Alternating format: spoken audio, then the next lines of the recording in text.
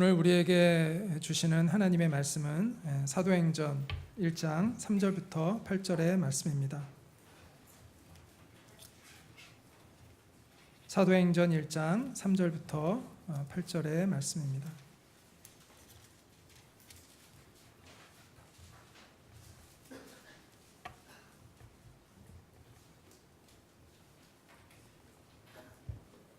사도행전 1장 3절부터 8절 말씀을 제가 읽겠습니다. 그가 고난받으신 후에 또한 그들에게 확실한 많은 증거로 친히 살아계심을 나타내사 40일 동안 그들에게 보이시며 하나님 나라의 일을 말씀하시니라. 사도와 함께 모이사 그들에게 분부하여 이르시되 예루살렘을 떠나지 말고 내게서 들은 바 아버지께서 약속하신 것을 기다리라. 요한은 물로 세례를 베풀었으나 너희는 몇 날이 못되어 성령으로 세례를 받으리라 하셨느니라. 그들이 모였을 때 예수께 여쭈어 이르되 주께서 이스라엘 나라를 회복하심이 이때니까 하니 이르시되 때와 시기는 아버지께서 자기의 권한에 두셨으니 너희가 알 바 아니요 오직 성령이 너희에게 임하시면 너희가 권능을 받고 예루살렘과 온 유대와 사마리아와 땅끝까지 이르러 내 증인이 되리라 하시니라. 아멘. 네, 계속해서 하나님이 주시는 꿈에 대한 이야기를 우리가 하고 있습니다.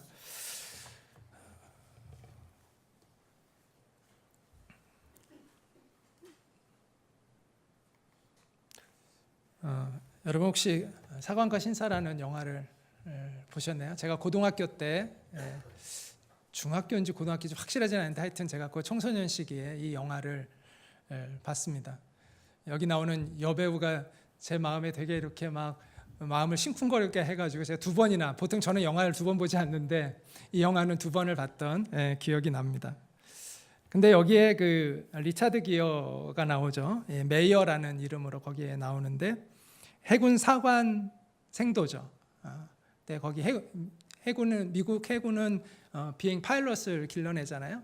그래서 그 파일럿이 되는 비행기 조종사가 되는 훈련을 받는 사람입니다. 근데 그 사관학교 주위에 공단이 있어요. 그리고 거기에 이제 여공들이 일을 하는데 그 여공들의 꿈은 이 사관생도와 결혼하는 그 꿈들을 가지고 살아가고 있는 여공들이 있습니다. 아까 그 사진에 보시면 그 리차드 기어 옆에 있는 사람이 그 리차드 기어의 아주 친한 친구로 나오는데 그 친구의 이름은 이제 윌리인데요. 이 윌리는 윌리와 이 리차드 기어, 이 메이어가 두 사람 모두 이제 여공을 사귀어요. 여공을 사귀고 서로 이제 사랑에 빠지게 됩니다. 근데 이 윌리의 그 여자친구가 임신을 하지 않았는데 거짓으로 임신을 했다고 이야기를 해요. 그래가지고 이 윌리가 큰 고민을 합니다. 그러다 이 윌리는 명문가의 집안에서 자라왔어요. 그리고 아버지 어머니의 거의 그 뜻을 받들어서 이제 이 사관학교에 온 거예요. 그런데 자기가 여공과 이제 결혼을 하려고 얘기하다 보니까 이제 아버지와 어머니에서 이제 완전히 독립된 삶을 살아야 됐다는 각오를 합니다. 그래서 아버지 어머니에게 나는 이제 더 이상 당신들이 원하는 대로 살지 않겠다. 부모님이 원해서 내가 이 사관학교에 왔는데 나는 이 사관학교가 나의 체질에 맞지 않는다. 그래서 나는 이제 내 인생을 살겠다. 그리고 내가 사랑하는 여자와 결혼하겠다. 이렇게 이제 선언을 합니다. 그리고 나서 기쁜 마음으로 그녀를 찾아가죠. 반지를 들고 그녀를 찾아갑니다. 그래서 이 여자에게 결혼하자고 얘기를 해요. 얼마나 좋았을까? 이 여자가 너무 처음에 좋아해요. 좋아하는데 나중에 이 남자가 자기가 사관학교를 그만뒀다라고 얘기하는 순간 표정이 확 바뀝니다. 그러면서 이 여자친구가 그 윌리에게 내가 임신한 것은, 했다고 말한 것은 거짓말이었어 라고 이야기를 해요. 그리고 나는 너와 결혼할 수 없다고 이야기를 합니다. 윌리가 큰 충격을 받고 모텔에 갑니다. 모텔에 가서 거기에서 자기가 샀던 이 반지를 자기의 목구멍에다 넣어서 그냥 삼켜버려요. 그리고 목을 매달아 죽습니다. 영화에 나오는 얘기죠. 왜 그녀는 사랑을 고백을 했고 그 남자에게 사랑한다고 얘기했고 또 심지어 거짓으로 임신을 하면서까지 그 남자와 결혼을 하려고 했는데 왜 그렇게 이 윌리를 배신했을까요? 그것은 윌리 자체를 사랑했던 것이 아니라 윌리의 신분, 사관생도라는 그 신분을 사랑했던 것입니다. 그리고 그 사관생도의 아내가 되고자 하는 꿈이 무너지니까 그녀는 매몰차게 그로부터 돌아서게 되었던 것이죠. 이스라엘 백성들이 왜 예수님을 배신했을까? 그것도 동일한 이유인 것 같습니다. 예수님이 그들이 기대했던 메시아가 아니었기 때문인 것이죠. 그들은 예수님이 그들이 기대했던 길을 걷지 않자 그들은 예수님을 다 버리고 오히려 예수를 십자가에 못 박으라고 외치는 사람들이 되었습니다. 예수님이 오시기 전에 이스라엘은 약 600년 동안 여러 나라의 지배를 받았습니다. 바벨론, 페르시아, 그리스, 로마로 이어지는 그 수백 년 동안 다른 민족들에 의하여 지배를 받았습니다. 자, 이런 상황 속에서 그들이 원했던 메시아는 그들의 민족의 해방을 이루는, 그들의 국권을 회복하는 그런 메시아를 그들은 기다리고 있었습니다. 옛날 다윗 시대와 같이 그 나라의 위용을 떨치는, 다른 나라를 오히려 위협하는 그런 막강한 힘을 가진 독립된 나라를 그들은 원하고 있었습니다. 그리고 성경에 나오는 모든 메시아에 대한 그 예언들을 그들의 관점에서 그들은 바라봤고 그런 메시아를 기다리고 있었던 것이죠. 그런데 예수님이 나타나셔서 수많은 기적을 일으키실 때 그들은 엄청난 기대를 했습니다. 드디어 우리가 기다리던 그분이 온 게 아닐까. 모든 군중들이 그에게로 몰려들고 놀라운 기적을 보면서 이분이라면 이 나라를 로마로부터 건져낼 수 있는 그러한 힘을 갖고 있지 않을까라는 기대를 했습니다. 불치의 병이 떠나가고 또 심지어 물고기 2마리와 떡 5개로 5,000명을 먹이고 죽은 자를 살리는 것을 그들은 보았습니다. 그래서 수많은 사람들이 그의 곁으로 몰려들었던 것이죠. 그런데 그들은 그러한 자기의 민족의 해방을 이루고자 하는 꿈도 있었지만 더불어 그들 각자 개인마다 예수님을 따르는 또한 기대가 있었습니다. 이유가 있었어요. 어떤 사람은 자기가 불치의 병에 걸려서 그 병으로부터 낫기 위해서 예수님을 쫓아다녔던 사람도 있습니다. 또 어떤 사람은 그 당시에는 한 끼의 식사를 해결하는 것도 큰일이었기 때문에 예수님을 따라다니면 굶지를 않으니까 그 식사를 해결하기 위하여 예수님을 따라다니는 사람들도 있었습니다. 그리고 또 어떤 사람들은 독립운동가들이 있었어요. 그걸 열심당원이라고 이야기하죠. 그걸 이제 그 유대인들은 그것을 젤롯당이라고 얘기합니다. 그 젤롯 독립운동가들이 있었습니다. 그들은 무력투쟁으로 로마에서부터 그 나라를 동시키고자 하는 꿈이 있었고 예수님을 통해서 그들의 꿈을 이루고자 하는 마음도 있었습니다. 한편 예수님의 제자들은 어떤 마음을 가졌을까요? 예수님을 따라다니면 어떤 권력을 가질 수 있지 않을까라는 기대를 가지고 예수님을 따랐습니다. 심지어 바리새인들도 기대를 가지고 예수님을 따랐습니다. 어떤 기대였을까요? 예수님의 그 문제를 잡아내서 흠집을 찾아내서 예수님을 사회에서 매장시키고자 하는 목적을 가지고 바리새인들은 예수님 곁을 계속 따라다녔습니다. 이처럼 각자의 기대를 가지고 예수님을 따라다녔습니다. 그러나 예수님은 그 누구의 기대와도 다른 길을 가셨다는 것이죠. 예수님은 국권 회복에 관심이 없었고요. 또 병자를 치유해 주셨지만 병자를 치유하는 것이 그분의 완전한 목적은 그 궁극적인 목적이 아니었습니다. 배고픔을 해결해 주시기도 했지만 배고픔을 해결해 주는 것이 예수님의 목적이 아니었습니다. 그들을 모두 배부르게 잘 살게 하는 게 예수님의 관심이 아니었습니다. 또 군중들을 동원해서 어떤 정치적인 권력을 획득하는 것이 예수님의 관심이 아니었습니다. 그럼 예수님은 무엇을 위해서 이 땅에 오신 것입니까? 십자가에 달리기 전에 예수님이 죽음을 앞두고 빌라도 재판을 받으시면서 빌라도 앞에서 하신 말씀이 있습니다. 같이 한번 읽어볼까요? 시작. 예수께서 대답하시되 내 나라는 세상에 속한 것이 아니니라. 만일 내 나라가 이 세상에 속한 것이었더라면 내 종들이 싸워 나로 유대인들에게 넘겨지지 않게 하였으리라. 이제 내 나라는 여기에 속한 것이 아니니라. 예수님의 목적은 세상 나라의 회복에 있지 않다는 것을 말씀하고 있습니다. 예수님의 목적은 하나님 나라의 회복에 있다는 것입니다. 근데 이스라엘 백성들은 하나님 나라의 회복이 목적이 있는 게 아니라 그들의 나라의 회복의 목적이 있었습니다. 세상적인 나라의 회복의 목적이 있었습니다. 자기 자신들을 위한, 자기 자신들만을 위한 나라가 회복되기를 그들은 원하고 있었습니다. 그렇기 때문에 그 기대했던 메시아가 채찍에 맞고 모욕을 당하고 십자가에 못 박혀 죽는 것은 도무지 상상할 수 없는 그런 일이었다는 것이죠. 우리가 이사야 53장에 보면 고난받는 예수님의 모습이 엄연히 나옴에도 불구하고, 그 메시아의 상이 나옴에도 불구하고, 고난받는 메시아가 분명히 기록되어 있음에도 불구하고 그들은 그런 관점에서 메시아를 전혀 생각하지 못했던 것입니다.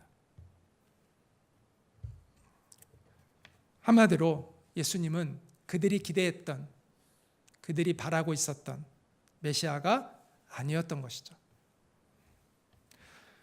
예수님이 십자가에 못 박혀 죽으실 때 예수님 곁에 몇 사람이나 거기 남아 있었을까요? 최소한 한 명, 예수님의 제자 중에 한 명은 나옵니다. 요한은 예수님의 십자가 밑에 있었어요. 그리고 또 다른 사람들의 이름은 나오지 않습니다. 그러니까 제자가 한두 명 정도 있었던 것 같고, 근데 많은 여인들이 좀 있었습니다. 예수님의 어머니 마리아가 있었고, 또 예수님의 이모가 있었고, 막달라 마리아를 포함한 몇 명의 여인들만이 예수님의 십자가 밑에 있었습니다. 나머지는 다 군중 속에 숨어 들어가 있었죠. 수많은 이스라엘 백성들이 어떤 기대를 가지고 예수님을 따라다녔듯이 여러분도 예수님을 기대를 가지고 따르고 있을 거라고 생각합니다. 여러분은 어떤 기대를 가지고 예수님을 따르고 있습니까? 예수님을 만난다는 것은 분명 큰 기대를 우리에게 주는 일입니다. 그런데 그 기대가 어떤 기대냐 하는 것이죠. 여러분도 혹시 이스라엘 백성들처럼 이스라엘 나라의 회복을 꿈꾸고 있는 것은 아닙니까? 다시 말해서 여러분의 나라가 회복되기를 꿈꾸고 있는 것은 아닙니까? 여러분의 꿈이 회복되기 위해서 예수님이 필요하다고 생각하고 있는 것은 아닙니까? 여러분이 헌신하는 이유도 하나님의 나라가 아니라 나의 나라가 회복되어지기를 기대하며 주님 앞에 헌신하고 있는 것은 아닙니까? 만약 그렇다면 여러분의 지금의 그 헌신은 계속 갈 수 없을 것입니다. 그러면 어떻게 해야 우리는 우리의 나라가 아니라, 내 나라가 아니라 하나님의 나라를 꿈꾸는 사람이 될 수 있을까요? 본문은 그에 대한 답을 우리에게 주고 있습니다. 오늘 본문의 시작이 되는 사도행전 1장 3절 말씀을 같이 한번 읽겠습니다. 시작.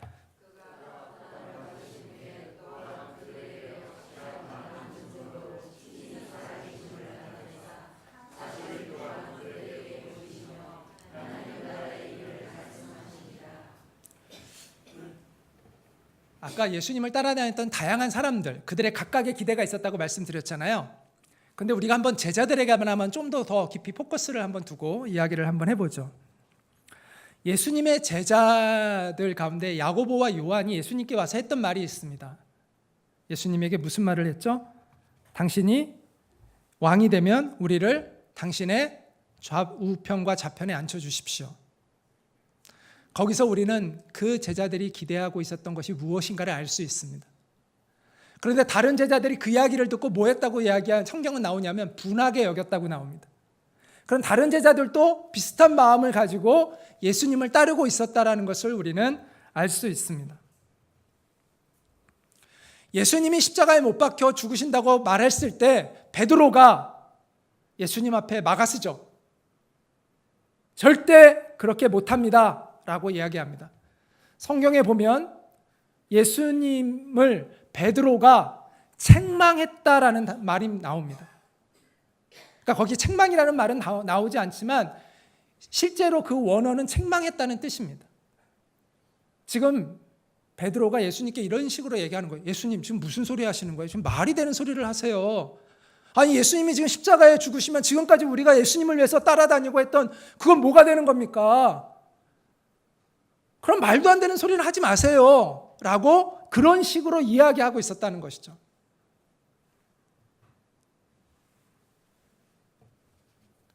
근데 예수님은 예수님 말씀대로 너무나 비참한 모습으로 무력하게 십자가에 달려 죽으셨습니다. 예수님의 제자들, 여러분이 예수님의 제자라면 어떤 마음을 가지고 봤을까요? 한편으로는 예수님이 저렇게 그냥 가만히 죽는 게 아니라 무슨 극적인 반전이 일어나지 않을까? 예수님이 여기서 무슨 놀라운 기적을 통해서 어떤 일을 벌이시지 않을까라는 그 마지막 기대를 가지고 예수님을 바라봤을지도 모르겠어요. 그런데 아무 일도 일어나지 않았습니다. 예수님은 너무나 비참하게 죽으셨어요. 그때 그 제자들은 어떤 마음이 들었을까요? 극심한 공포감이 들어왔겠죠. 예수님이 리더가 그런 비참하게 죽었으니까 이제 우리도 그를 따라다녔다는 그 이유로 저렇게 비참하게 죽을 수도 있겠다라는 그 공포감이 그들을 압도했죠. 그래서 그들은 다 숨어 들어갔습니다.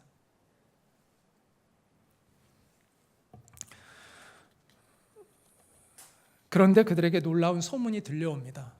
예수님이 살아나셨다는 거예요. 예수님의 무덤의 문이 열려 있고 예수님이 거기에 시체가 없다는 거예요. 예수님이 살아나셨다는 거예요. 또 예수님을 봤다는 여인들의 이야기를 들어요. 그들은 가슴이 뛰기 시작합니다. 아니나 다를까 예수님이 그들에게 나타나셔서 예수님이 부활하신 그 영광스러운 몸으로 그들을 만나 주셨습니다. 그리고 우리가 아까 읽은 대로 본문에 읽은 대로 40일 동안 예수님은 하나님 나라의 일을 가르치셨습니다. 예수님이 십자가에 달려 죽기 전에도 3년 동안 하나님 나라의 일을 가르치셨고 예수님이 부활하셔서 40일 동안에도 이 땅에 계시는 그 동안에도 승천하시기 전에도 예수님은 동일하게 하나님 나라의 일을 그들에게 가르치셨습니다.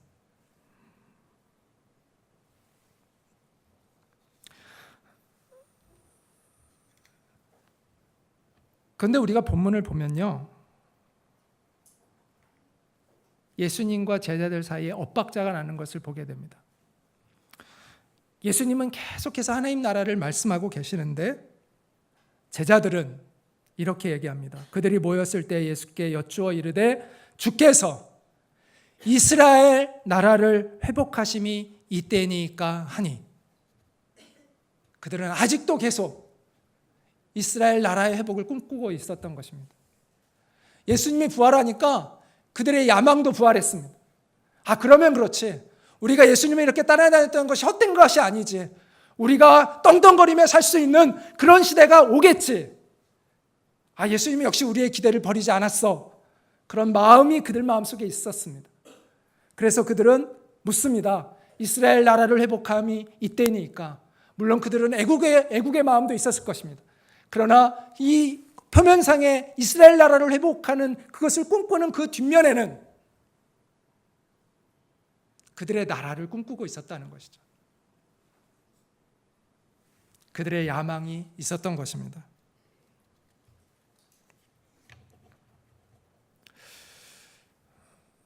주님은 그들을 이렇게 책망하시지 않습니다. 왜냐하면 아직은 책망을 해도 이렇게 못 알아듣는 걸 아시기 때문에 그렇게 책망하시지 않습니다. 그리고 예수님이 이렇게 말씀하시는데 같이 한번 읽어볼까요? 시작. 이르시되 때와 시기는 아버지께서 자기의 권한에 두셨으니 너희가 알 바 아니요 오직 성령이 너희에게 임하시면 너희가 권능을 받고 예루살렘과 온 유대와 사마리아와 땅끝까지 이르러 내 증인이 되리라 하시니라. 이스라엘 나라의 회복에만 몰두하고 있는 그들을 주님은 깨우고 계십니다. 민족주의와 개인적인 야망에 빠져 있었던 제자들을 예수님이 지금 각성시키고 계시는 말씀을 하고 있는 것이죠. 이 말씀을 좀 더 쉽게 우리가 풀어놓으면 이런 이야기죠. 나는 너희들을 이스라엘 나라를 위해 부른 것이 아니라 하나님 나라를 위해 불렀다. 내가 다스릴 하나님의 나라는 세상적인 나라가 아니라 영적인 나라. 성령을 받아야만 알 수 있는 나라. 성령을 받아야만 들어가는 나라. 그 나라다. 내가 이루는 하나님의 나라는 이스라엘에만 국한되는 나라가 아니라 전 세계적인 나라다. 내 나라는 예루살렘에서부터 땅 끝까지 덮을 것이다. 나는 너희를 바로 이 하나님 나라의 증인이 되도록 불렀다라고 말씀하고 있는 것입니다. 자, 저의 설교를 좀 오해하지 않으셨으면 하는데, 제자들이 이스라엘 나라의 회복을 꿈꿨다는 게 잘못됐다는 것이 아닙니다. 그들의 애국심이 잘못되었다는 것이 아닙니다. 또 예수님께서 이스라엘 나라가 회복된다는 것을 완전히 부정하고 계신 것도 아닙니다. 그렇죠? 또 이스라엘은 회복이 됐죠. 1948년도에 2000년이 지나서 그 나라가 회복이 되어 지금 있습니다. 그런데 예수님은 지금 당장 이스라엘 나라가 회복되지는 않는다라고 말씀하고 계십니다. 그런데 저는 여기에서 중요한 것은 예수님이 이스라엘 나라의 회복을 부정하신 것은 아닙니다. 그런데 제자들이 꿈꾸던 이스라엘 나라와 예수님이 바라고 있는 이스라엘 나라는 분명히 다른 나라라는 것을 우리는 알아야 합니다. 이스라엘 백성들이 꿈꿨던 그 이스라엘의 나라는 자기들만의 나라였습니다. 개토화된 나라, 단절되어지고 자기들만이 구원받는 그 나라였다는 것이죠. 그러나 예수님이 정말 꿈꾸던 그 이스라엘의 회복은 그런 차원의 나라의 회복이 아니라 하나님이 아브라함을 부르실 때 하셨던 그 꿈, 복의 근원이 되는 나라, 제사장이 되는 나라, 열방을 하나님께로 돌아오게 하는 그 나라가 되기를 꿈꾸고 계셨던 것이죠. 그런 차원에서 예수님이 꿈꾸는 이스라엘 나라는 다른 차원이라는 걸 또 우리는 이해를 해야 됩니다.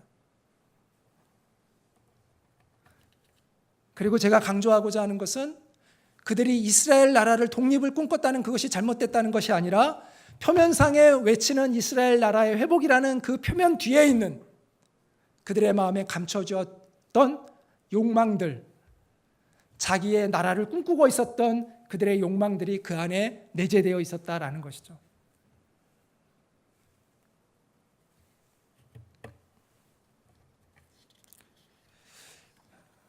예수님의 말씀대로 제자들은 예수님께서 승천하신 후에 열흘이 지나서 성령을 받습니다. 성령님이 임재하시죠.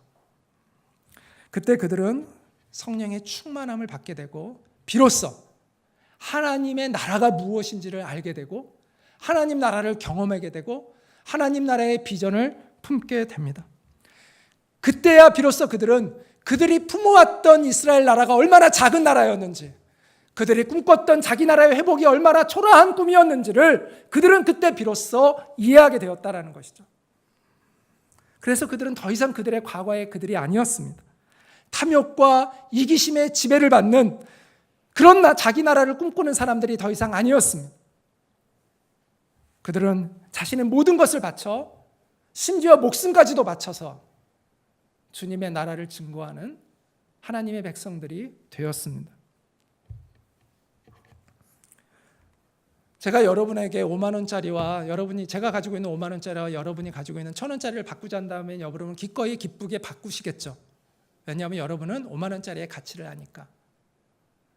그런데 조그만 아이들, 어린 아이들에게 제가 5만 원짜리를 주고 그들이 손에 쥐고 있는 1,000원짜리를 바꾸자고 한다면 그 아이들은 안 바꿀 수 있습니다. 왜? 5만 원짜리의 가치를 모르니까. 자기는 1,000원으로 모든 게 다 해결되었는데 갑자기 이상한 종이대기를 바꾸자고 하니까 거부할 수 있는 것이죠.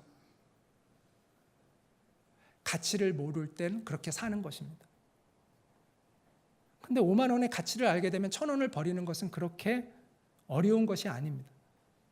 성령님이 우리 가운데 오셔서 성령 충만함을 받음으로 우리가 하나님의 나라의 가치를 이해하게 될 때 우리는 비로소 우리가 가진 꿈들이 얼마나 초라한지를 알고 그 꿈을 버릴 수가 있게 되는 것이죠.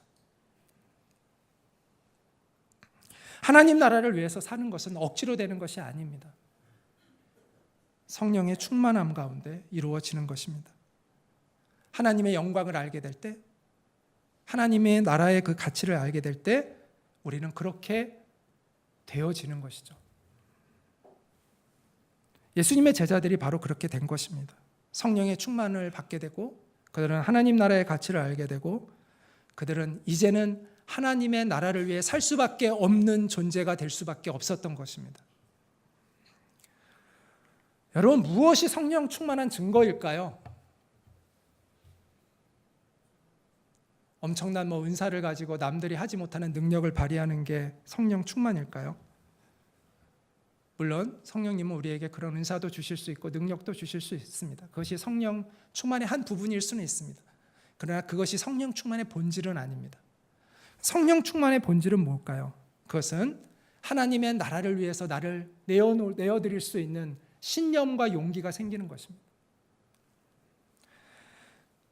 존재에 혁명이 없는 성령 충만은 없습니다. 성령 충만의 본질은 존재적인 혁명이 일어나는 것입니다. 나밖에 모르는 좁은 사람에서 영혼을 품는 넓은 사람이 되는 것이죠. 그런 존재적 변화가 일어나는 것입니다. 죄에서 허덕이며 살고 있던 사람이 죄를 극복하는 사람이 되는 것입니다. 이스라엘 나라의 회복만을 꿈꾸던 사람이, 내 나라의 회복만을 꿈꾸던 사람이 하나님의 나라를 위해서 자신을 드리는 사람이 되는 것이 성령 충만입니다. 여러분은 성령 충만하십니까? 여러분은 존재적 혁명을 경험하고 계십니까? 그렇지 않다면 우리는 정직하게 고백해야 합니다. 우리는 아직 성령 충만을 받지 못한 것입니다. 그러므로 우리가 가장 구해야 할 것은 바로 성령 충만입니다. 구하라 그러면 주실 것이요, 찾으라 그러면 찾을 것이요, 두드리라 그러면 열릴 것이니. 그런데 그때 거기에 무슨 말씀이 나오죠? 성령을 구하는 자에게 하나님께서 왜 성령을 주시지 않겠느냐라고 말씀합니다. 정말 우리가 구해야 할 것은 성령 충만함이라는 것이죠. 하나님이 꼭 들어주시는 기도, 하나님의 마음을 움직이는 기도, 그 기도는 성령 충만입니다.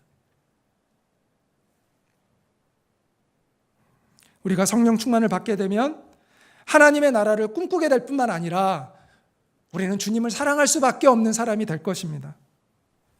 주님을 따르기 위해서 애쓰는 것이 아니라 그럴 수밖에 없는, 여러분 사랑하는데 사랑하는 사람을 따르는 게 막 애쓰나요? 아니죠. 그럴 수밖에 없는 거잖아요.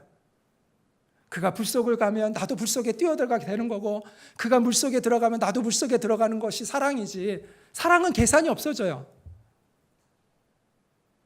성령 충만은 그렇게 되는 거라고 생각합니다.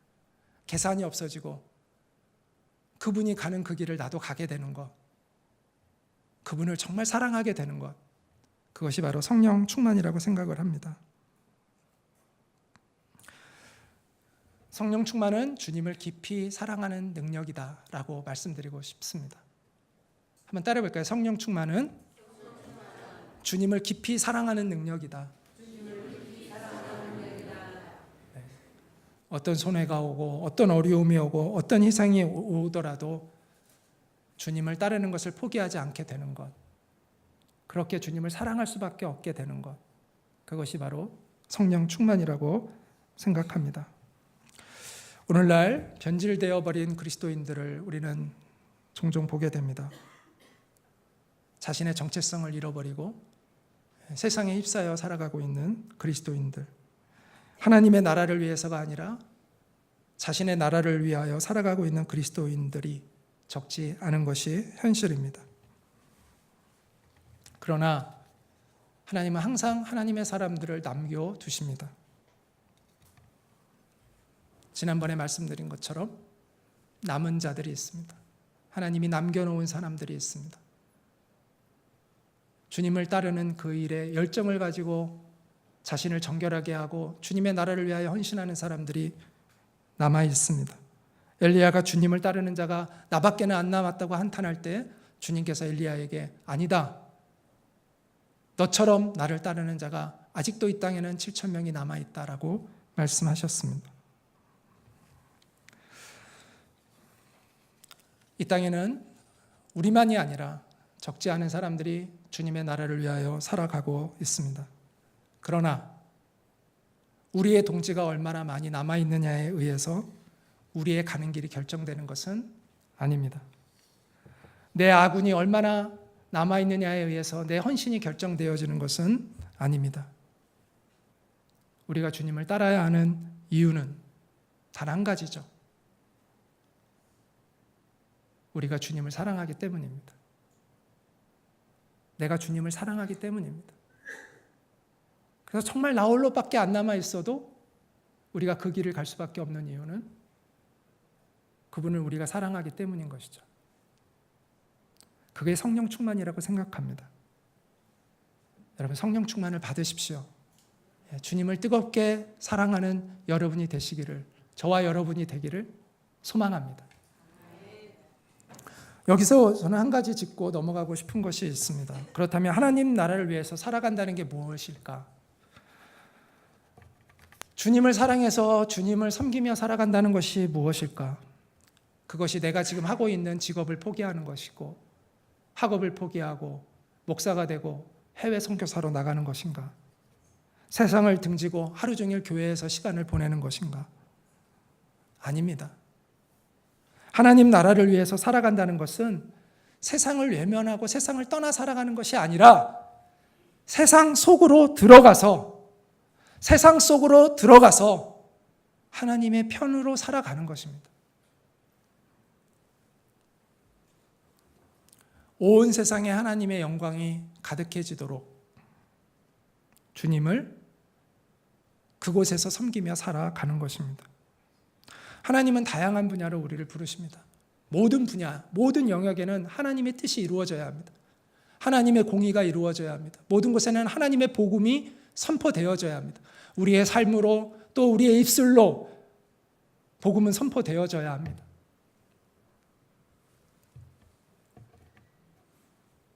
중요한 것은 내가 지금 어디에 있느냐가 아니라 내가 왜, 누구를 위해서 그곳에서 서 있느냐라는 것이죠. 생존을 위해서, 출세를 위해서, 부귀 영화를 위해서 내가 그곳에 있느냐, 아니면 복음과 하나님의 나라를 위해서 내가 그곳에 존재하고 있느냐. 그 대답을 여러분이 명확히 하셔야 됩니다. 여러분이 어디에 있든지 주님의 나라를 위하여 존재하는 여러분 되시기를 바랍니다.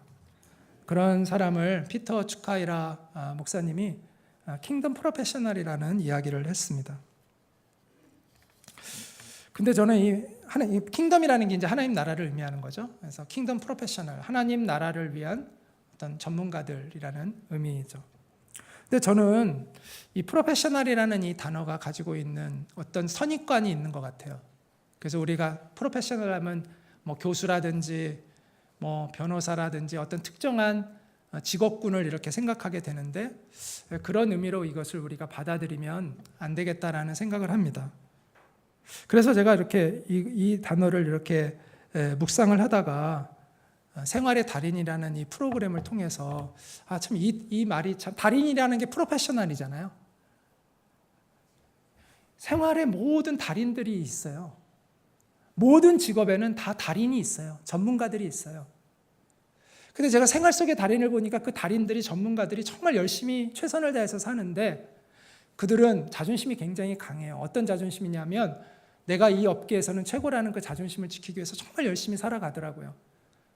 그분들은 뭐 이미 생존을 뛰어넘은 사람들이죠. 업계에서는 어쨌든 제일 먼저 고용하고자 하는, 원하는 사람들임에도 불구하고 그들은 그 누구보다도 철저하게 자기의 일에 열심을 다하고 정성을 다하는 것을 보게 됩니다. 안주하지 않고. 이게 전문가라는 거죠. 근데 하나님 나라를 위한 전문가는 어떤 사람들일까? 자신의 그 자존심, 자신의 그 명예, 내가 최고라는 것을 지켜내기 위해서 열심히 하는 것이 아니라 정말 하나님이 영광 받으시도록, 또 내가 그곳에서 주님의 이름을 영화롭게 하기 위해서, 우리 주 예수 그리스도의 복음을 영화롭게 하기 위해서 그 일에 정성을 다하고, 그래서 주변 사람들에게 선한 영향력을 주고 그들로부터 인정을 받고, 내가 하는 말들이 헛된 말들처럼 들리지 않고 그들의 귀에 존귀한 말로 그것을 잘 들을 수 있는 말로 들려질 수 있도록 하기 위해서 자기의 분야에서 최선을 다하고 열심히 살아가고 있는 사람들, 저는 그들이 바로 킹덤 프로페셔널들이다 라는 생각을 합니다. 우리의 모든 사회에는 바로 이런 사람들이 필요하다는 것입니다. 그런 사람들이 있을 때에만 하나님의 나라는 그곳에 침투해 들어갈 수 있고, 그곳에 하나님의 나라가 세워져 갈 수 있고, 그곳에 하나님의 뜻이 이루어져 가는 것이죠. 여러분의 마음속에 그와 같은 킹덤 프로페셔널이 되고자 하는 꿈이 일어나기를 소망합니다. 성령께서는 우리의 존재를 변화시켜 주십니다. 그리고 우리에게 하나님 나라의 꿈을 심어 주십니다. 그리고 우리 안에 계신 성령님은 그 꿈을 이룰 수 있는 힘과 지혜와 능력을 주십니다. 같이 읽어볼까요? 성령이 너희에게 임하시면 너희가 권능을 받고, 성령이 너희에게 임하시면 너희가 권능을 받는다고 말씀합니다. 이 권능은 바로 우리가 서 있는 그곳에서 우리 주 예수 그리스도의 복음을 드러내고 복음을 선포하고 복음을 영화롭게 할 수 있는 능력을 하나님이 우리에게 주시겠다는 약속의 말씀인 것이죠. 성령의 충만을 받으시기 바랍니다. 그래서 주님을 정말 마음 깊이 사랑하고 하나님 나라를 위해 살아가는 여러분이 되시기를 바랍니다. 여러분의 삶의 최전선에서 예수 그리스도의 당당한 증인이 되기 위해서 열심히 킹덤 프로페셔널이 되도록 노력하는 여러분이 되시기를 바랍니다. 그런 우리를 통해서 저 하늘에서 이루어진 그 하나님의 뜻이 이 땅에서도 이루어지게 될 것입니다.